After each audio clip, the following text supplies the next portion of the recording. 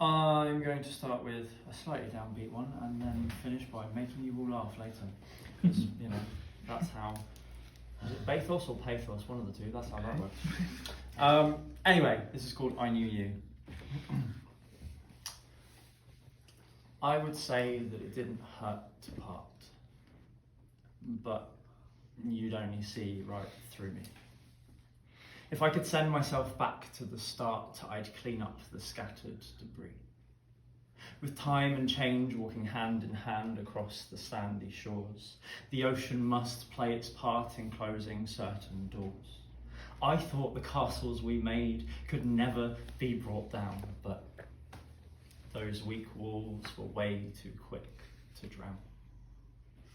Pick up the ashes we left behind from the places we knew and loved. Bottle them up in a deadlocked jar and hope that they don't budge. Because all the things we saw and did can never be replaced. Not your beaming smiles, flawless charms, or the problems that we faced.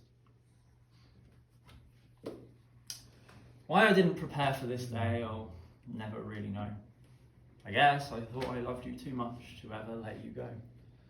But now I must not take a step back into the past, because I need to build up stronger castles that I know will last. Pick up the buckets, the spades, the hats from the places we knew and loved. Bottle them up in a deadlocked jar and hope that they don't budge, because all the things we saw and did can never be replaced. Not your beaming smiles, flawless charms, or the problems that we faced. I could pick up that deadlocked jar and take a peek inside, but now we've parted, it will only make me want to hide. I wrote this down to let you know that I will never forget you. You accepted me, loved me, but tore me apart too. So though I won't open that deadlocked jar for fear of being scarred, I am thankful for a reminder of you, a tiny little shard. Pick up the ashes we left behind from the places we knew and loved. Put them back where they belong and hope they never budge. Because the times we have to come with others are bound to replace our beaming smiles, flawless charms, and the problems that we faced.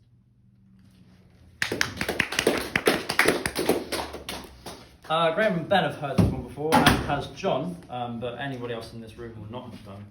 Let me go. Actually, no, I'll do this one first. Sorry, this is going to be another downbeat one, and then I will bring it up at the end. Never performed this one before. This is incredibly personal to me. This is called Confessions. Do you remember the day that you asked me what I hate about myself? And I said my overly emotional nature. Well, I wasn't lying, but I wasn't telling the truth either. I mean to say, it is true. I do love too much to bear. I do care too much. And yes, it is probably my mother's fault. For as mothers do, she cares so much for me. But that's not what's wrong with me. Do you remember the day when you asked me what I hate about myself? And I said, I'm so thin and I can't put on weight. And you laughed. So hard. I'd love to be a stick like you said. Stop being so stupid. But I wasn't. I wanted to be the pillow that crying eyes could rest their head on in times of turmoil and just let it all out. But I can't. Because I find it very hard to put on weight. It is my fate to be an average height, lanky ginger skeleton for life. But that's not what's wrong with me. Do you remember the day when you asked me what I hate about myself?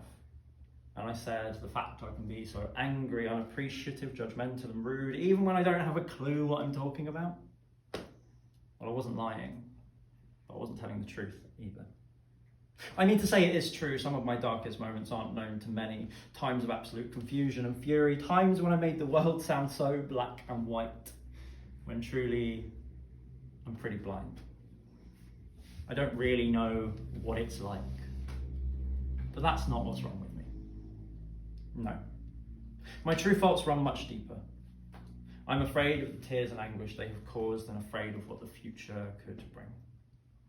For I remember nothing. Well, almost nothing, anyway. When people ask me about my childhood, nothing. Nothing but forgeries that fill the holes in my head. When my mum asked me affectionately and expectantly if I remember that one time we were all so happy together during a day of sunshine amongst the dark clouds, nothing. Nothing but constant compression in a house full of headaches. Trips idealised, parties romanticised, each and every memory a product of fantasy. They say that people who suffer from memory loss do not retain the details, but always know the feelings. What if your feelings are visual but the pictures are fuzzy? White noise whirling in a storm of emotion. Like some absurdist abacus that just won't stop swaying but nobody knows why. Because not even the abacus itself remembers. Do you remember the day when you asked me what I hate about myself? No, nor do I. Thank you. Cool, I will just finish on one that will be more upbeat for you. I don't know why I'm turning the pages to this because I'm pretty sure I know it, but it's always that little niggling, isn't it?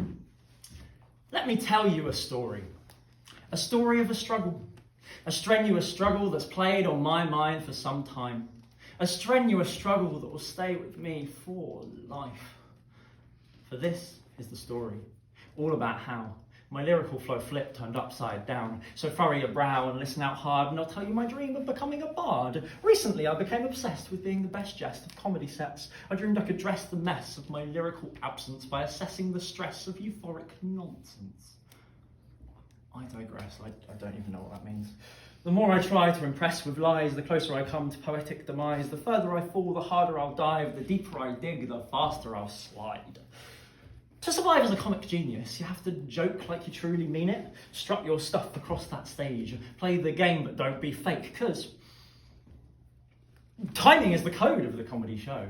Get that right and you might glow. Make sure that your story flows, because even silliness can be planned. And now, backed by popular demand, the Wordsmith is here. That's me, here to try some comedy. Now, firstly, I've got to break the ice with a joke like, I don't know, my life. Self-deprecate to alleviate, exaggerate and accommodate, because that's what creates the comedy that feels so empty without me. Oh, riffing on a rapper's legacy will surely get me the praise I need. So watch me take the world by storm as I light your life with brains and brawn.